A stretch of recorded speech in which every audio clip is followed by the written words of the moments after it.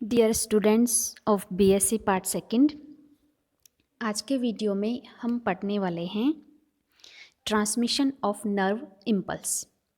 Dear students, previous section में हमने जो न्यूरॉन है उसके स्ट्रक्चर के बारे में स्टडी किया था और आज हम न्यूरॉन पर जो नर्व इम्पल्स का ट्रांसमिशन होता है, नर्व इम्पल्स एक स्थान से दूसरे स्थान पर जाती हैं, उसका ट्रांसमिशन हम पढ़ते हैं, कैसे वो ट्रेवल करती हैं।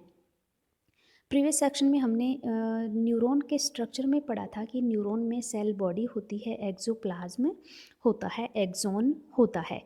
तो पहले हम एक्सॉन पर होने वाले ट्रांसमिशन को पढ़ते हैं, that is axonal transmission. Axon neuron में एक स्ट्रक्चर होता है, तो उस पर ट्रांसमिशन नर्व इम्पल्स का कैसे होता है। पहले हम ये जान लें, जो नर्व इम्पल्स अराइज होती हैं वो कई उसके सोर्स हो सकते हैं, जैसे मैकेनिकल है, केमिकल है, थर्मल है और इलेक्ट्रिकल स्टिमुलेशन से वो स्टिमुलेट हो सकती हैं। और ये जो नर्व इम्पल्स अराइज होती हैं वह किसी ना किसी उनके पीछे कोई ना कोई सोर्स होता है, उसकी वजह से ये इम्पल्स अराइज होती हैं। अब हम ये देख लें कि ये जो इम्पल्स अराइज होती हैं वो बहुत ही कम समय के लिए अराइज होती हैं, लगभग 3 मिली सेकेंड इसका टाइम होता है। ये जो आप यहाँ स्ट्रक्चर देख रहे हैं, ये है एक्सॉन का स्ट्रक्चर है। ये आप देखिए, ये एक्सॉन का स्ट्रक्चर यहाँ आपको दिखाई दे रहा है। इस एक्सॉन का जो स्ट्रक्चर है, चूँकि न्यूरॉन एक सेल होती है, तो सेल की जो आउटर साइड है वो पॉजिटिवली चार्ज्ड होती है और इसकी इनर साइड नेगेटिवली चार्ज्ड होती है। ये हमें हमेशा ध्यान रखना है। जब हम न्यूरॉन में ट्रांसमिशन हम पढ़ते हैं तो ये हमें हमेशा ध्यान रखना है कि इसका जो एक्सॉन है या फिर जो न्यूरॉन है उसकी आउटर साइड पॉजिटिवली चार्ज्ड होती है और इनर साइड उसकी नेगेटिवली चार्ज्ड होती है। और इसका हम एक रेस्टिंग मेम्ब्रेन पोटेंशियल देखते हैं। जो बाहर पॉजिटिव है, अंदर नेगेटिव है, उसको हम पोटेंशियल के रूप में उसका मेज़रमेंट किया जाता है। तो ये जो पोटेंशियल होता है वो कि जो मेम्ब्रेन है वो इनर वो नेगेटिवली चार्ज्ड है, तो इनर वो कितना नेगेटिवली चार्ज्ड है रिस्पेक्ट टू आउटर साइड, तो उसको हम रेस्टिंग मेम्ब्रेन पोटेंशियल के रूप में मेज़र करते हैं और वो नियर अबाउट -70 मिली वोल्ट आता है। ये भी आपको हमेशा ध्यान रखना है। जो रेस्टिंग मेम्ब्रेन पोटेंशियल है, रेस्टिंग का मतलब जब इसमें नर्व स्टिमुलेशन नहीं हो रहा हो, जब उसमें कोई उत्तेजना नहीं हो, कोई उसमें स्टिमुलेशन नहीं हो, तो उसे हम रेस्टिंग मेम्ब्रेन पोटेंशियल कहते हैं और वो -70 मिली वोल्ट के नियर अबाउट होता है। अब हम यहाँ पर ये देख लेते हैं कि जो सेल मेम्ब्रेन है न्यूरॉन की, वो बाहर से पॉजिटिव क्यों होती है और अंदर से नेगेटिव क्यों होती है। ये हम इसका रीज़न हम समझ लें। अगर हम समझ के लर्न करेंगे तो हमें ज़्यादा टाइम तक हमारी मेमोरी में ये रहेगा। इसका रीज़न ये होता है कि इस सेल मेम्ब्रेन में बाहर की ओर सोडियम आयंस होते हैं और अंदर की ओर पोटेशियम आयंस होते हैं और इनका मूवमेंट होता रहता है। इसके लिए एक पंप इसके लिए एक फंक्शन करता है जिसे हम सोडियम पोटेशियम एटीपेज पंप्स कहते हैं। ये आपकी स्क्रीन पे आपको दिख रहा है, सोडियम पोटेशियम एटीपेज पंप होता है। और ये जो पंप होता है वो जनरली जब रेस्टिंग स्टेज होती है तो पोटेशियम आयंस अंदर मूव करते हैं और सोडियम आयंस बाहर मूव करते हैं। अब चूँकि सोडियम आयंस की कंसंट्रेशन बाहर ज़्यादा होती है बजाय पोटेशियम आयंस के, तो बाहर की ओर सोडियम आयंस की कंसंट्रेशन ज़्यादा होती है, सोडियम आयंस ज़्यादा होते हैं बाहर, और अंदर की ओर पोटेशियम आयंस कम होते हैं। और हम ये जानते हैं कि सोडियम और पोटेशियम दोनों के ऊपर ही वैसे तो पॉजिटिव चार्ज होता है, लेकिन जो नंबर ऑफ सोडियम आयंस हैं वो बाहर ज़्यादा होते हैं बजाय कि नंबर ऑफ पोटेशियम आयंस के। इसीलिए जो सेल मेम्ब्रेन है न्यूरॉन की, यह बाहर की ओर पॉजिटिव होती है ड्यूरिंग रेस्टिंग स्टेज और अंदर की ओर नेगेटिव होती है। और ये जो पोटेंशियल होता है इसे हम रेस्टिंग मेम्ब्रेन पोटेंशियल कहते हैं, और यह नियर अबाउट -70 मिली वोल्ट होता है। तो ये तो बात हो गई है रेस्टिंग मेम्ब्रेन पोटेंशियल की। अब ड्यूरिंग स्टिमुलेशन या ड्यूरिंग नर्व इम्पल्स ट्रांसमिशन, जब हमें कोई टच करता है या फिर हीट कोल्ड, हम जब कोई टच होते हैं किसी हीटेड सरफेस के या फिर कोई कोल्ड सरफेस है उसके टच होते हैं, तो हमें तुरंत पता चलता है। वो किसके द्वारा पता चलता है? वो नर्व इम्पल्स ट्रांसमिशन के द्वारा ही हमें पता चलता है। तो ये जो ट्रांसमिशन होता है वो ट्रैवल होता है, इसकी कुछ स्टेजेस होती हैं। तो यहाँ हम मुख्यतः दो स्टेजेस का या तीन स्टेजेस का यहाँ हम अध्ययन करेंगे। 3 स्टेजेस इसमें हम देखते हैं। पहली जो स्टेज होती है वो तो है इसमें डीपोलराइजेशन की। जो फर्स्ट रेस्टिंग मेम्ब्रेन पोटेंशियल तो हमने पढ़ लिया है, हम रेस्टिंग मेम्ब्रेन पोटेंशियल को भी फर्स्ट स्टेज कह सकते हैं। तो फर्स्ट जो रेस्टिंग मेम्ब्रेन पोटेंशियल की स्टेज है वो तो है एट रेस्ट के ऊपर। सेकंड जो स्टेज आती है वो है इसमें डीपोलराइजेशन की। ड्यूरिंग डीपोलराइजेशन जो नर्व इम्पल्स है उसमें वो ट्रैवल होती है, और वह जब ट्रैवल होती है तो उसमें नर्व इम्पल्स जब ट्रैवल होती है तो नेक्स्ट रेस्टिंग मेम्ब्रेन पोटेंशियल के बाद जो डीपोलराइजेशन की स्टेज होती है, तो ड्यूरिंग डीपोलराइजेशन जो बाहर से न्यूरॉन जो पॉजिटिवली चार्ज्ड है उसका जो चार्ज है वो जस्ट इसका रिवर्स हो जाता है। मींस बाहर से वो जब रेस्टिंग मेम्ब्रेन में पॉजिटिवली चार्ज होता है तो ड्यूरिंग डीपोलराइजेशन यह बाहर से नेगेटिवली चार्ज होता है, और जो सेल मेम्ब्रेन है वो अंदर से पॉजिटिवली चार्ज्ड हो जाती है। मींस इनकी जो चार्ज है वो जस्ट रिवर्स हो जाता है। बाहर से यह पहले पॉजिटिव रहती है लेकिन बाहर से यह नेगेटिवली चार्ज्ड हो जाती है और अंदर से यह पॉजिटिवली चार्ज्ड हो जाती है। और ऐसा होता क्यों है? क्योंकि इसमें जो सोडियम चैनल होते हैं वो ड्यूरिंग रेस्टिंग वो क्लोज्ड होते हैं, तो वो इसमें ओपन होंगे तो इसमें जो सोडियम आयंस हैं वो बाहर से अंदर की ओर फ्रॉम एक्सटीरियर टू इंटीरियर वो एंटर करते हैं। तो इसलिए जो मोर सोडियम आयंस हैं वो न्यूरॉन के एक्सोप्लाज्म में एंटर करेंगे तो वो जो सेल है वो अंदर से पॉजिटिवली चार्ज्ड हो जाती है। जैसा हम यहाँ पर देखें, यह आपको यहाँ स्ट्रक्चर में दिखाई दे रहा है। जो ड्यूरिंग डीपोलराइजेशन के दौरान जो सोडियम आयंस हैं वो यहाँ ये अंदर की ओर मूव कर रहे हैं। तो ये जो सोडियम आयंस अंदर की ओर मूव करते हैं इस कारण जो सेल की जो मेम्ब्रेन है, न्यूरॉन की मेम्ब्रेन है, वो अंदर से पॉजिटिवली चार्ज्ड हो जाती है और बाहर से ये नेगेटिवली चार्ज्ड हो जाती है। उस स्टेज को हम डीपोलराइजेशन कहते हैं। उस स्टेज को हम डीपोलराइजेशन कहते हैं। ये जो आप स्ट्रक्चर देख रहे हैं अपनी स्क्रीन पे, इस स्ट्रक्चर में आपको दिखाई दे रहा है एक्सोन आपको दिख रही है, और एक्सोन के बाहर है इसमें माइलिन शीथ। तो ये जो माइलिन शीथ का स्ट्रक्चर हम पहले पढ़ चुके हैं कि माइलिन शीथ है यह फैटी लेयर होती है।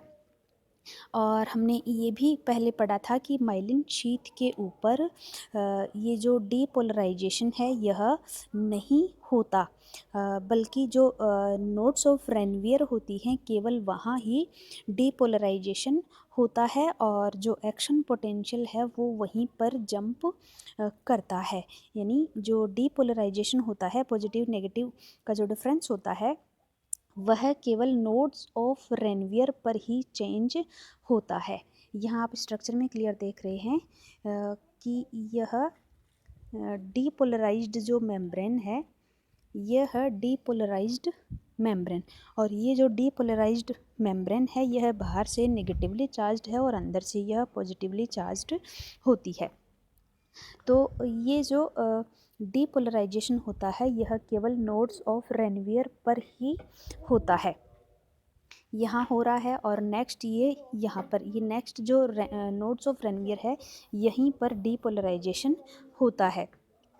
तो इस तरह से हम ये देख सकते हैं कि जो एक्शन पोटेंशियल है वह केवल नोड्स ऑफ रेनवियर पर ही यह जनरेट होता है। तो इस तरह से हम यहाँ देखें कि जो डीपोलराइजेशन है वो यहाँ से फिर नेक्स्ट यहाँ होता है और यहाँ से फिर नेक्स्ट ये नेक्स्ट नोड्स ऑफ रेनवियर पर होगा।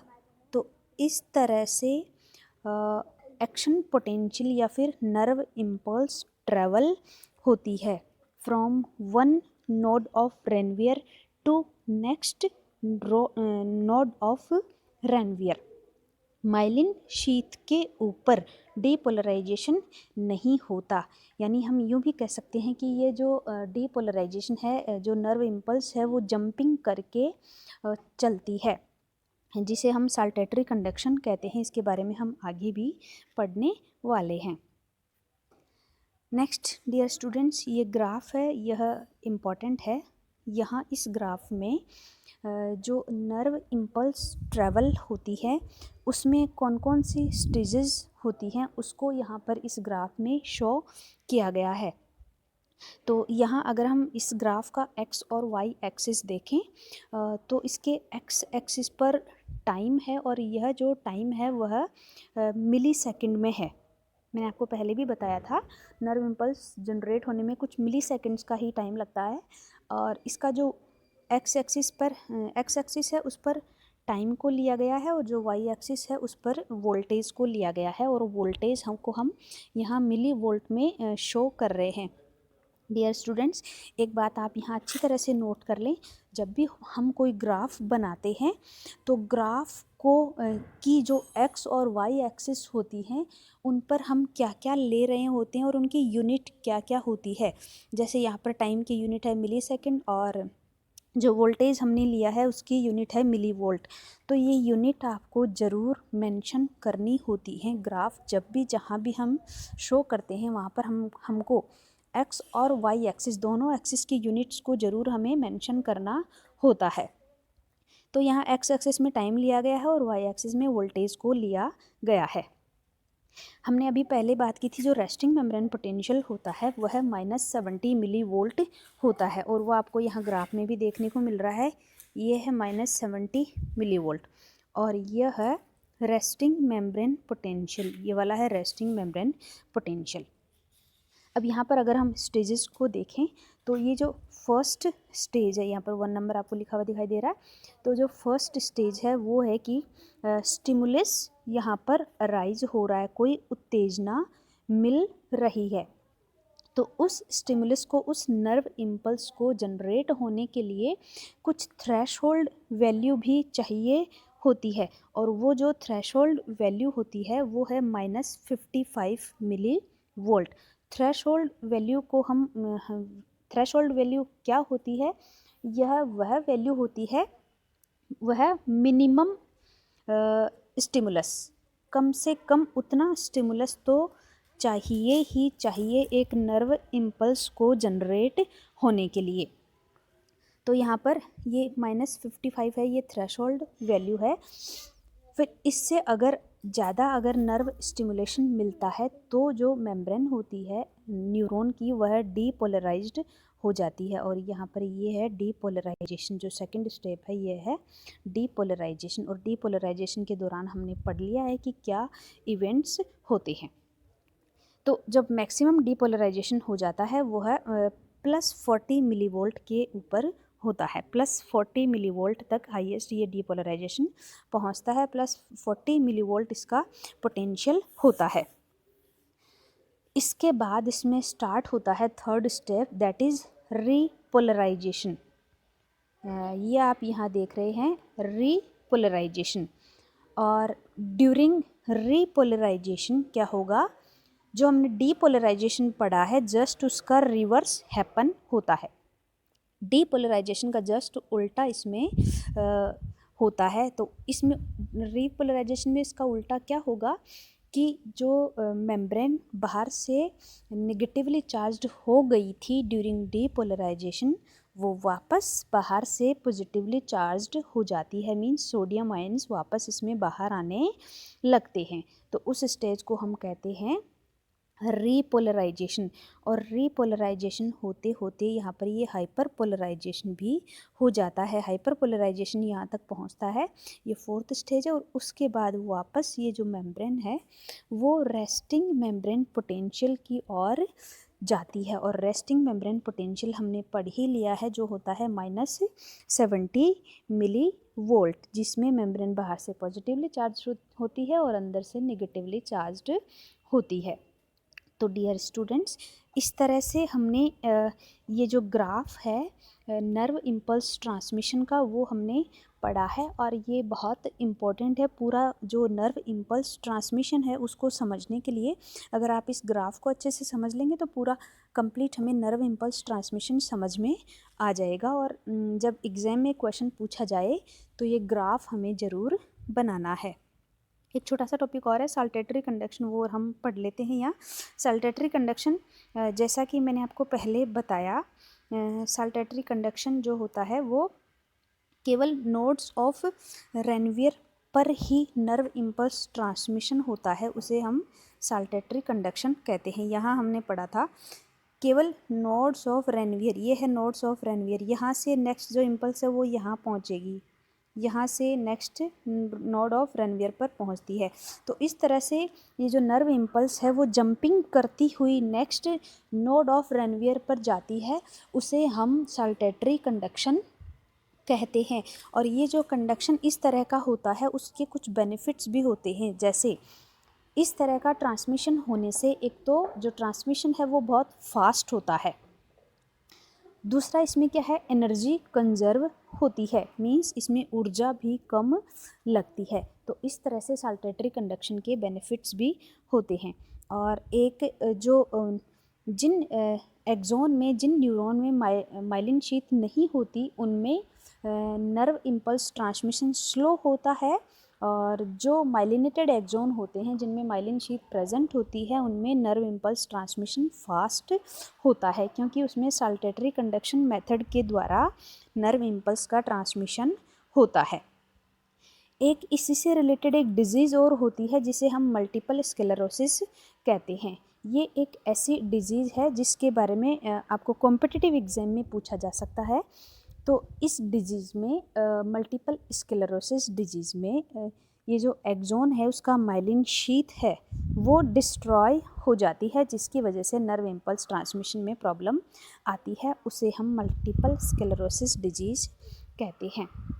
तो डियर स्टूडेंट्स, आई होप कि आपको ये आज का जो नर्व इम्पल्स ट्रांसमिशन है वो आपको समझ आया होगा। इसको देख के सुन के आप अपनी पर्सनल डायरी में अपने नोट्स बनाएं। आज के लिए इतना काफ़ी है। Be careful about corona. Thank you.